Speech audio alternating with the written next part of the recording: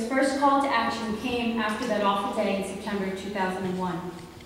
After seeing an appeal from Brigitte Gabrielle, I hope a lot of you know who she is. She's a very outspoken activist on Sharia law and on radical Islam in America. Well, Brigitte gave a talk for Americans to really wake up and to understand what radical Islam is going to mean for this country. Susan founded Women Against Sharia. Susan is working with an activist group in New York City that defunded the Ground Zero Mosque, and she's involved in numerous seminars featuring Frank Gaffney, Brigitte Gabrielle, Professor Wally Fares, and Raymond Ibrahim. Susan has also testified in front of the New Jersey Senate Judiciary Committee this past June of 2000, a couple of Junes ago, against Christie appointee Sohail Mohammed to the Passaic County Family Court. Please welcome our own Sharia law expert, Susan Jarema.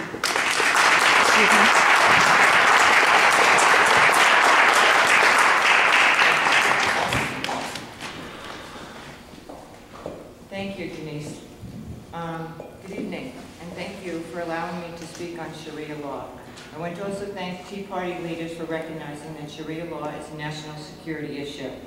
Women Against Sharia has adopted Thomas Paine as a founder to which it turns for inspiration. In this particular one, I use a great deal on my blog.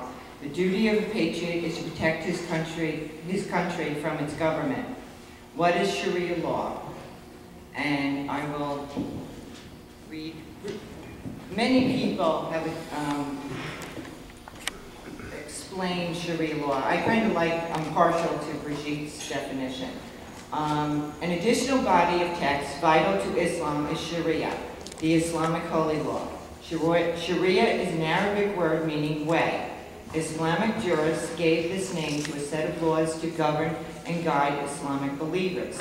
The Sharia spells out a set of rules designated by God, the supreme legislator, to be followed and obeyed. Sharia law discusses in detail rules governing marriage, divorce, child rearing, interpersonal relationships, food, clothing, hygiene, prayer, and even commercial and criminal law. These rules are meant to help Islamic believers to live and maintain a harmonious society. Islam is repulsed by Western women's freedom, their dress code, their independence. The position of women in the West is abhorrent in Islam's view and gives fuel to this purists who want to bring Allah's just to earth and punish those who gave women such freedom and undermine God's will. Islamists use women's rights in the West as a rallying point to show that unless stopped, this corruption headed by the United States is coming to their Islamic communities and countries. They use this point to recruit and motivate Muslim men, young and old, to stand up and fight to protect from Western invasion and preserve the honor code and family values of Islamic societies. They blame the deterioration of Western societies on women's rights, which allowed women to initiate divorce and destroy the family. They reinforce the Islamic teaching that women need to be controlled and beaten for the protection and preservation of culture and society. To them, Western women who bare their legs, arms, hair, and make up their faces are bait for sin. As Denise mentioned, I testified on June 27th against Sohail Mohammed. He was Christie's appointment. Despite the fact that Mr. Mohammed had no prior trial experience, he represented terrorists at Guantanamo Bay at deportation hearings. He also defended Imam Khatami, which is a big point here, head of the second largest mosque in the USA, and who pleaded guilty for his involvement with Hamas-linked groups and the Muslim Brotherhood. Has anybody not heard of the Muslim Brotherhood? No. Okay. This goes back to the days Governor Christie as an assistant U.S. attorney. Imam Khatami was investigated by Homeland Security and ready for deportation when Governor Chris Christie stepped in with the help of Charles McKenna, his assistant. Mr. McKenna is now the head of New Jersey Homeland Security. He also has delayed the deportation of Imam Khatami indefinitely. Andrew McCarthy and Robert Spencer have written about this on numerous occasions. During the course of my research on the internet, I obtained a copy of an exhibit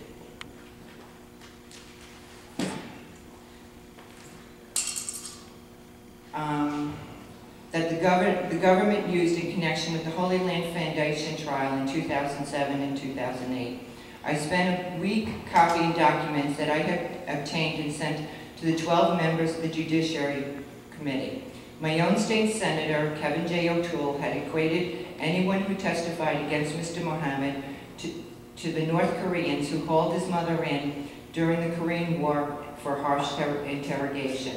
One of our patriots that also testified was classified as terrorist Islamophobe by Loretta Weinberg, Nia Gill, and Jennifer Beck.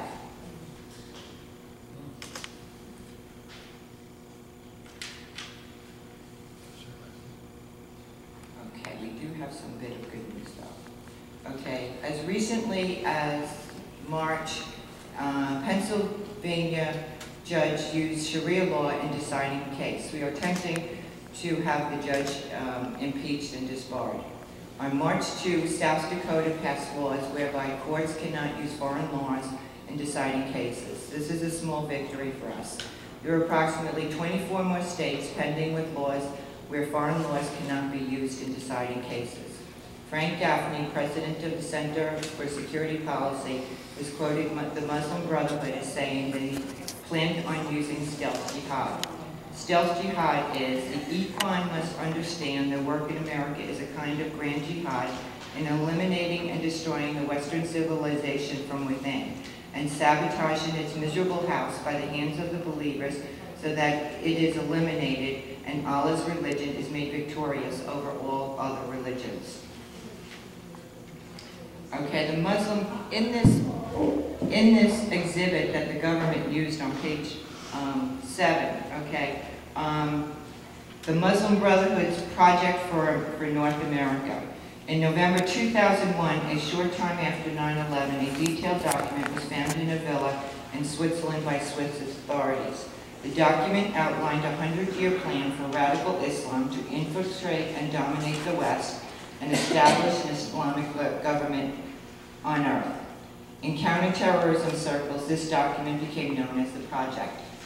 The plan was conceived and written by the Muslim Brotherhood, the world's oldest and most sophisticated Islamic group. And thank you. Any questions? Have judges, other than this judge in Pennsylvania, used Sharia law?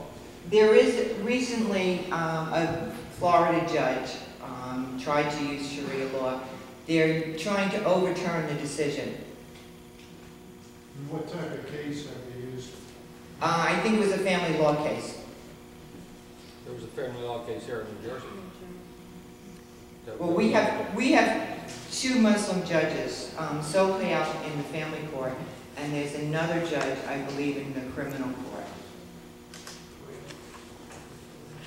Joe? Well, what about the case, and I don't remember which state it was, where the judge, who was a Muslim convert himself, was handling a case of assault by a Muslim against Yeah, that was like in the last 2 weeks. Right. I don't remember what state, but the judge actually found for the defendant, the Muslim defendant, because he said that basically it was justified. Assault was justified because the plaintiff had been the plaintiff had been insulting Islam.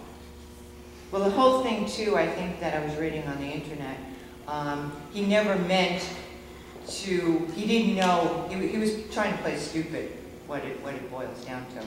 The gentleman in the back? Yeah, what happened to the New Jersey judge that found the person not guilty? That was last year. I know the decision was overturned, but what happened to the judge? I don't think anything yet. I don't know. Years ago in New York, I worked for the Commission on Judicial Conduct, where anybody, lawyers, citizens, could bring a complaint against a judge, and then there were like 10 people on a panel where they would take the complaint and decide whether to go further and disbar. Now that was back in the 70s, 80s. So I don't know whether New Jersey has that same thing. I would have to find out. I don't know at this time. Did you ever think in your speeches of going back to the first caliphate and Wahhabism and the birth of the Muslim Brotherhood and how it came from there to where it is today? Yeah, we would need more time to do that. Yeah. But I think a lot of people don't understand who these people are. Yeah. We're all God's children, yeah. but they're just wrong. I mean, anybody who's reading the internet. Now, the startling thing that I found recently also is that there's 5 Muslim Brotherhood people in Obama's administration handling, top advisory consulting positions, and this Rashid Hassan is just amazing, and it's just incredible that he would go and recruit from the. I mean, this was turning my stomach. I mean, what precedent have we ever had that would go to the Muslim Brotherhood and recruit for a top-level position? They're consulting with the FBI on their procedures. Well, not only that. Well, Janet Napolitano has somebody. Now, there's a Dahlia Mogich. She's a Saudi princess. Her father is one of the higher-ups. And she's writing speeches for Obama and wrote his speech for Cairo. She was part of the one group, it's the Islamic Society of North America. And I'm reading this book right now, it's called Muslim Mafia. And I'm going to meet the authors next month. And they go into this in a great deal of detail. I mean, I started the book like over the weekend and I'm almost finished with it. You just can't put it down. I mean, what these people have revealed, all the documents, is amazing. Mike? Susan, which states have imposed the Sharia law, or which ones are pending right now? Well, I know Georgia and Alabama have recently put it up. They passed it legally through their legislatures, and the DOJ is going after them to sue them. Now, I know it's Wyoming, Colorado, Idaho. The list changes depending. Could you comment on the number of Muslim camps that are set up in the United States right now? Not right now. I didn't prepare for that. I know we do have, I think, what was it, 26 or 28 training camps in the United States for the Muslims. 35? For what? Camps for what? Training camps for the Muslim Brotherhood. Terrorists. Jihad. They're taking the people and fighting overseas against other nations. Can you comment? People here taking our black people and sympathizers and Muslims overseas and making them jihad. Well, they're converting them too, which Peter King has been reporting on and trying to go against as far as converting them in our jails.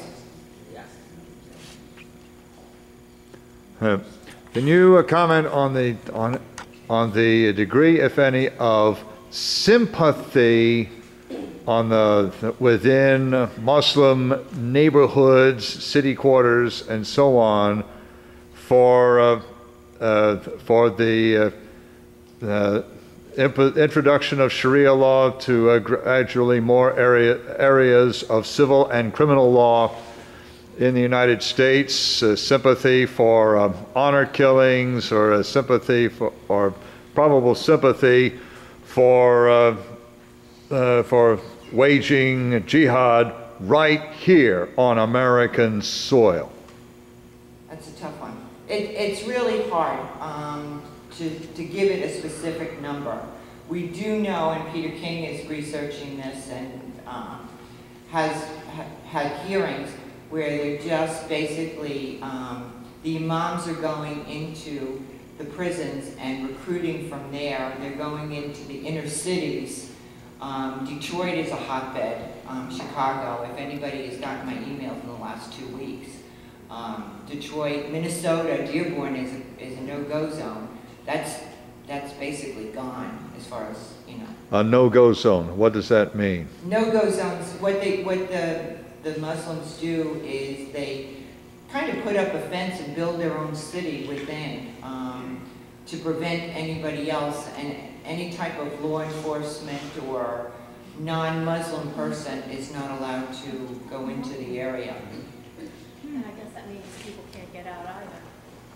Well, they can go out, but you can't go in. Yes? Are you equally concerned with African American black Muslims in this country as we are the Eastern Muslims, Saudi, whatever, Arab, are when they, you know, become Muslim in this country, Muhammad Ali and everybody else, are they equally as much concern to us? Well, people like Muhammad Ali is a different situation. I mean, the whole thing, I mean, people like, I think Mike Tyson recently said that he converted to Islam. I mean, people like that, what they try and do is just get people into, you know, from the poverty levels. Detroit is so perfect for this example. Is that what you're talking about in Detroit? Are you talking about African American blacks? Black Muslims? Some, yeah, I mean, their target is mostly blacks, but I mean, there's very few white converts, but there are some, you know, depending, you know, they go to colleges too. They look for any student who could be in the way of radicals to pursue their interests. But I guess my question is, are American black Muslims born in America as much to be feared because they're now Muslims, or is it the Arab Muslims that are infiltrating that we're really concerned about? They're equally as dangerous, yes. Okay. Does the Islam studies in colleges, is that sort of like a breeding ground? Yes. Some of the colleges, matter of fact, what they were doing is CARE, if you've heard of them. They're going into the colleges and promoting that these colleges study, have programs that study Islam and, you know, the whole aspect. So, I mean, they've got, it's a whole pronged plan that they're, you know, they get the youth, they get the inner cities, the poor, they go to areas like, you know, such as Detroit and Dearborn. So, I mean, it's like a whole pronged plan in order for them to recruit. Well, in other words, if Obama doesn't screw us, they'll screw us. Yeah, exactly. They're pushing us at both ends. So, what am I saying? I just wanted to add that I happened to watch the movie The Third Jihad over the weekend. And I had Scary. Very scary. And you can watch it on the internet. I happened to get it from Netflix because I wanted to watch it a few times and invite a friend over. And in that movie, it does show a very high level black Muslim, and I can't remember his name, but very, very radical, very, you know, much of a jihadist. So, yes, the black Muslim. But I would like to suggest that movie to everybody. I think I passed around, I got like parts of it, and I've been passing around various different parts. So what's happening in this country, is this kind of a blueprint that has been put into play in France and in Great Britain? Yes, definitely. If we don't stop them, they have their plan by 2020 or 2025 to raise a Muslim flag over the White House. That's the grand. You can see it on YouTube. I got it from They got a Muslim president. I wanted Could to raise invite it today. people over to This is the goal of whom, the Brotherhood? Yeah, Muslim Brotherhood and all the Islamic associations, they're all working How together. do you know that? Well, it's proven with all the internet access that we've been gaining in order for them to work. I mean, that's the whole thing, is for them to use these various different organizations so that nobody will suspect, you know, CARE or the Islamic Society of North America, and they purposely use North America in a lot of their nonprofit so that nobody will suspect them. That's all part of the mentality. Yes? Can you quantify a little bit more clearly? You said that you named several states where there are these cases being decided. We know that we have a Muslim judge now in New Jersey, but We have 2 Muslim judges. 2, okay. Is it kind of the exception to the rule, or is there a Muslim judge in every state across the country at this point, do you think? Pretty much.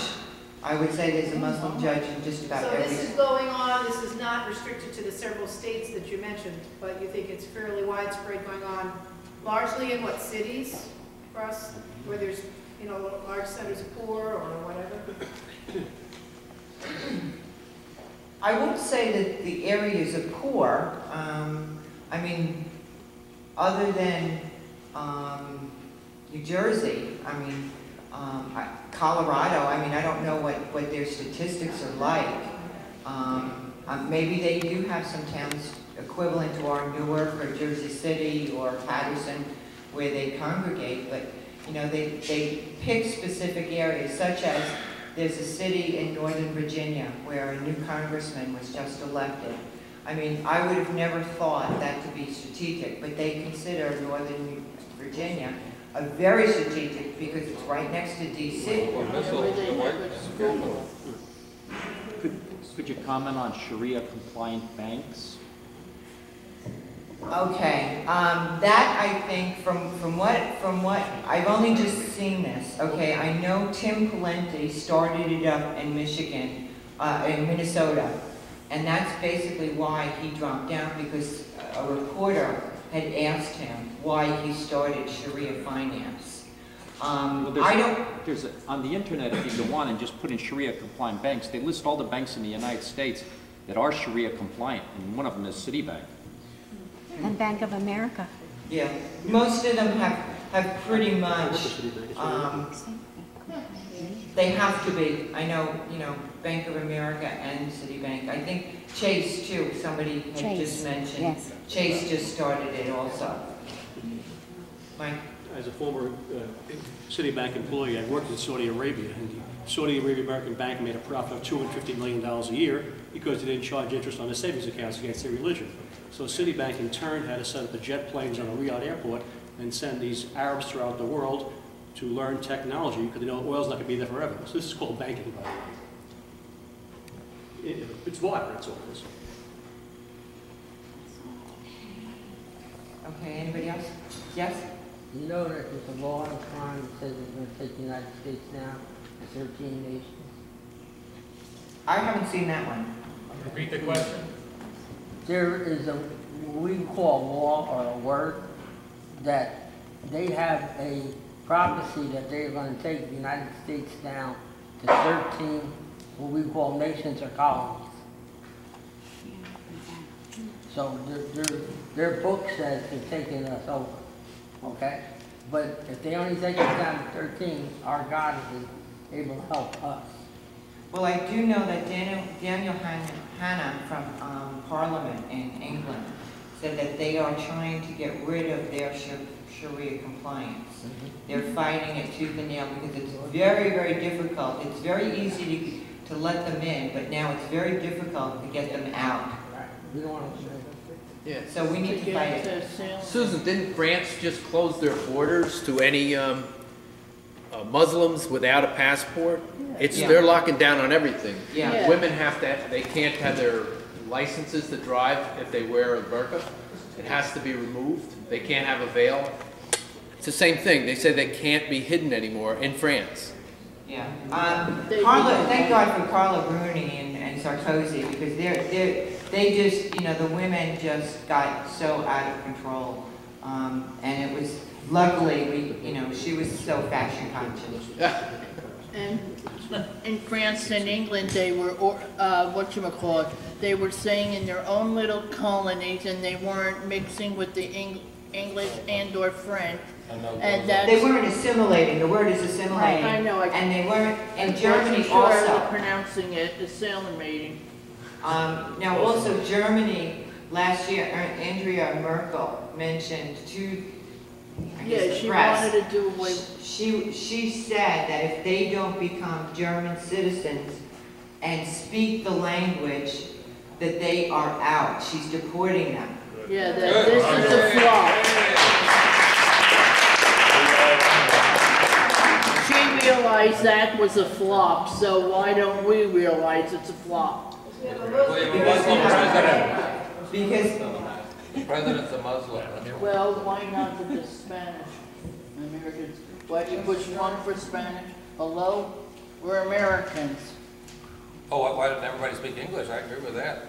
Yes. Well, also, in Muslim Mafia, I just read last night, there were approximately 30 Democratic congressmen who received donations from $15,000 to $30,000 for campaign contributions. Ellison is one, Conyers is another, and these are congressmen. Barbara Boxer is another in the Senate. I mean, when you see the list here, I mean, it's just so incredible. I mean, where are they getting the money?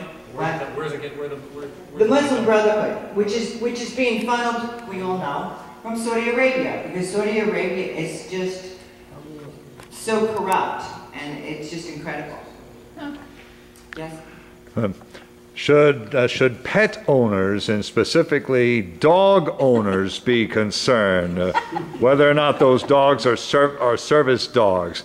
Are there efforts to compel through bribery, injunction, or other means landlords and neighborhood associations to put up signs that say no dogs allowed? What's your question?